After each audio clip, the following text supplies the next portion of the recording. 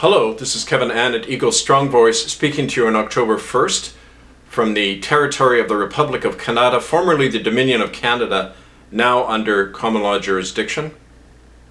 I'm speaking to you on behalf of the National Council of the Republic. On September 8th, there was a law passed by the people of Canada gathered in lawful assembly, which abolished all COVID measures.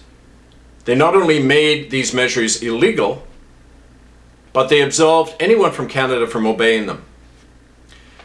Now, this last week we issued to the Canadian government at all levels of authority, the RCMP, the police, so-called public health officials, a stand-down order. They had until yesterday, September 30th, from stopping the enforcement of all COVID measures related to masking, distancing, quarantining, and eventual mandatory vaccination. The Canadian government and its various officialdoms have not responded. They have not stood down from this lawful order representing the will of the people of Canada. Therefore, as of today, October 1st, we are announcing across Canada an indefinite and ongoing massive civil disobedience campaign against all police state measures related to not only the COVID farce, but any repressive police state measures. Now, this is addressed, first of all, to the people of Canada because we're not asking the government for anything. The government of Canada and its various agencies have twice now been found guilty under international law and domestic common law of perpetrating a regime of crimes against humanity, not only the slaughter of innocent Indigenous children, a crime to which Prime Minister Trudeau himself admitted to last year when he admitted that it was genocide, but the finding of Canada and the Crown of England, the Vatican, and its Catholic, Anglican, the United Church is guilty of crimes against humanity and disestablishing them as institutions. But finally, this latest act, where the people gathered in common law assemblies brought in a law forbidding and outlawing these COVID measures, the government continues to go ahead. That makes them a rogue power under international law and domestic common law. They are acting against the will of the people. They are not accountable. In some areas of the country, like British Columbia, they have actually brought in a law, Bill 19, which prevents anyone from ever suing a politician for anything. This same law, we understand, is about to be passed federally. Now, we have no greater proof than this to show that the politicians and the government of Canada place themselves beyond the law. They have the power to tax without the convening of Parliament. These are measures that autocrats during the Middle Ages brought in. This is why there was a revolution in England in 1649, because the king tried to tax without parliamentary approval. The same regime now is occurring in Canada. We've gone back to the Middle Ages. The right to assembly has been abolished. Charter of Rights, which is simply an act of Parliament, which can be abolished at any time by this antiquated Governor-General colonial system. If you operate within the system, you have been reduced to a slave. That's why we are standing outside the system. We are asking nothing of this criminal regime. We are telling them, you are now a rogue power and we're actively disestablishing you.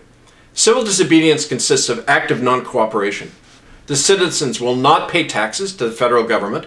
They will keep the money in their community under the jurisdiction of the Republic and set up community trust funds to fund the people and the projects of their own community. They will not vote in the upcoming election because to vote in these elections is to ratify your own slavery. It is to give permission to a government to operate beyond the law, to violate the most basic cherished principle of common law, which is no one is above the law. To mark that ballot, you are ratifying that system of slavery. And we call on everyone not to vote, instead to mark the ballot through an alternative balloting system we'll set up. Mark the ballot for the Republic, join the nearest Republic common law assembly, take back the nation. But the civil disobedience campaign will be aimed at government and other public facilities. They'll include sit-ins, boycotts, disruptions, protests, designed not simply to protest as an end in itself, which leads nowhere, but to actually stop the operation of this criminal regime. We will publicly defy masking, distancing, quarantining. Every noon hour, we call upon the citizens of Canada to gather for 15 minutes in silent prayer and meditation and find within yourself the power to say no, to not cooperate anymore, to establish in your own mind your sovereignty as a free man and woman.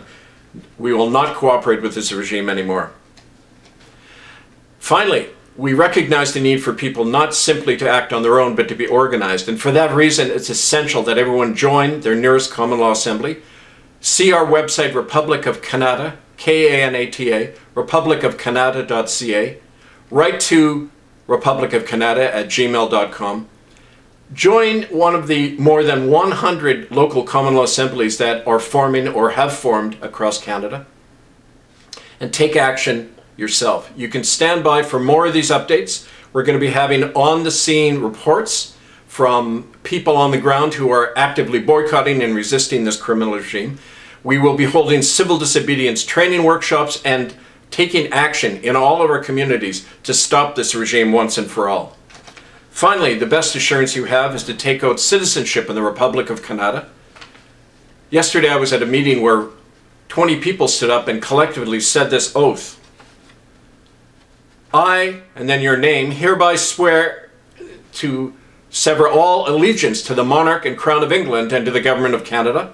I solemnly pledge my citizenship to the Republic of Canada and to its laws and to its constitution. I pledge to actively establish and defend the Republic and to stand in solidarity with and defend all those who take this pledge. I make this pledge freely, unconditionally, and without ulterior motive, according to my honor and liberty as a sovereign, freeborn man or woman. And then on the other side, it's legal identification. It says the bearer of this card is a duly sworn citizen of the Republic of Canada. He or she is entitled to all of the liberties of a sovereign citizen of the Republic, according to its laws and constitution, and stands within its protective national jurisdiction. That means you are not under the authority of Canada. The police and the courts in that criminal regime have no authority over you. You're part of a separate nation. This is something you can do now. Write to republicofcanada@gmail.com for more information and to sign up and become active as a citizen of the new republic. Finally, to those who are gathering in protests across the country, I have to ask you a simple question. Is standing around for an hour or two with a sign changing anything? Hearing famous speakers from abroad coming and saying the obvious over and over, it changes nothing. It does nothing to stop this criminal regime.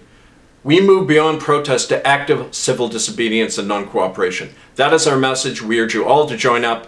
Stand by for more important announcements. This is Kevin Annett, Eagle Strong Voice, on behalf of the National Council of the Republic and the Resistance. I thank you.